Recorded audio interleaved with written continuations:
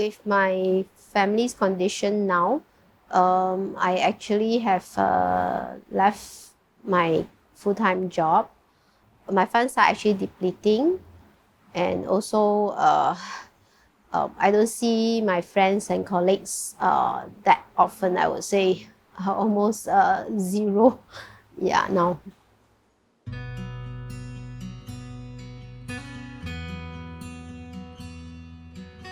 After she had her eye cataract removal somewhere in 2015, that I need to help her with the eye drop every 2 hourly, which hinders my work lah, because no employer will allow you to to be off for so long. But at that time, the intention is still temporary.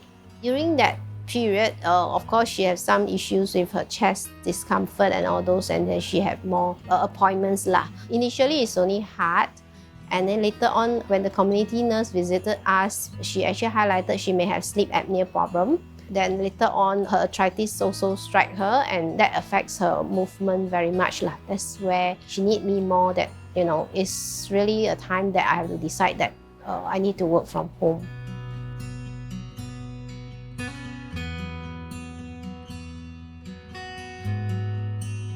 What are the existing conditions that your sister has? She was born with a hole in the heart. To be exact, she is born with VSD, and also she has Noonan syndrome. I think that is the official word.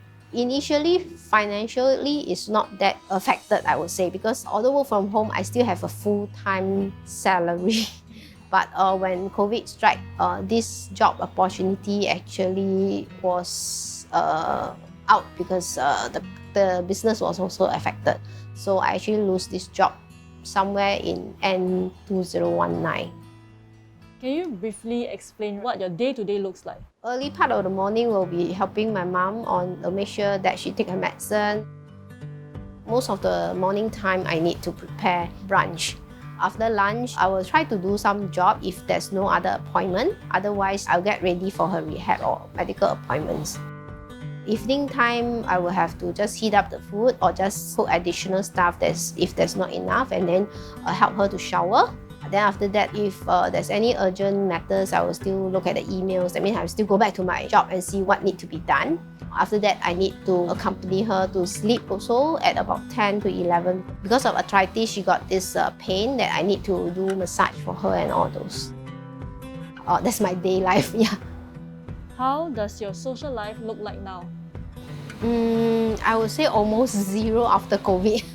Before, we used to have some gathering with classmates or ex-colleagues. Do you ever feel lonely throughout your caregiving journey? Yes, especially at night. And when I have some quarrel or some unhappiness, when mom is not happy or when mom misunderstood me. How do you resolve that loneliness? You just have to cry over it. Yeah. Thank you. What do you do during your free time? Watch YouTube, playing games. I actually look for exercise, massage, more useful for my mom or for ourselves. And also, like they say, COVID is good to have some herbal tea. Then I will go and buy and try it out. I mean, these are the things that I learned.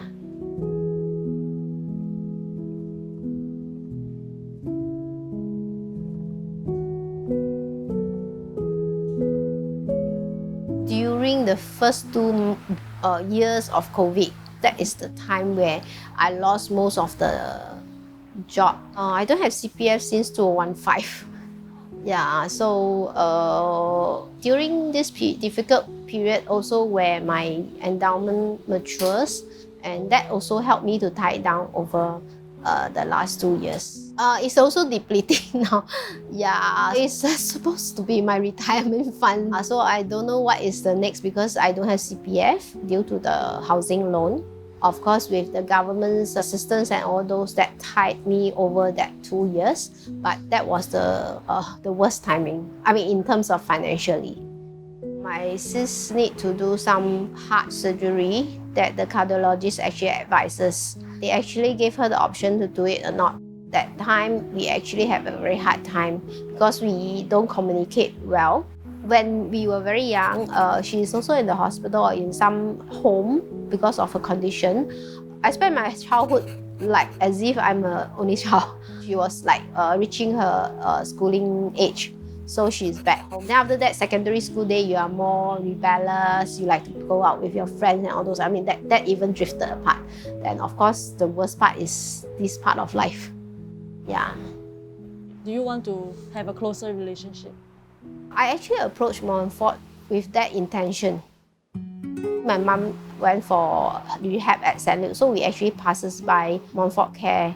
I actually went in to tell the officer about our issues and all those. So it's an overall thing that they interviewed me, asking about financially and all those. So the social worker actually came to our house to understand more. Yeah.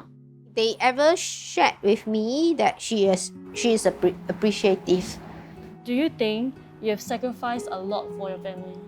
I won't say that it's a sacrifice. It's actually what is more important to you in life. Whatever you want to play, you want to have fun, I have tried before. Nowadays, it's more of a simple, healthy, and togetherness is the more important thing. Life is still very simple. I won't need more. Do you have like any words of advice or encouragement to caregivers? Not to be shy of seeking help. My mom do understand. She will still help me because she also gets some aid from the government. But financial help is the more difficult to accept, I would say. Yeah, because I was quite independent for many years. It's not easy. The worst time is over, I would say. I mean, because I actually just got a permanent part-time work-from-home job in April this year, which is like you are sure that you have some income every month compared to the few years before. The current job that I have is actually from DOT. They actually linked me to Daughters of Tomorrow, more on the courses that they provide.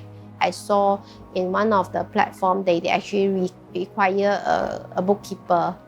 That I actually contacted them. It's actually their clients that actually wanted to help ladies who need a job but they are unable to go to the workplace. It's still not enough, but I believe it's better than nothing.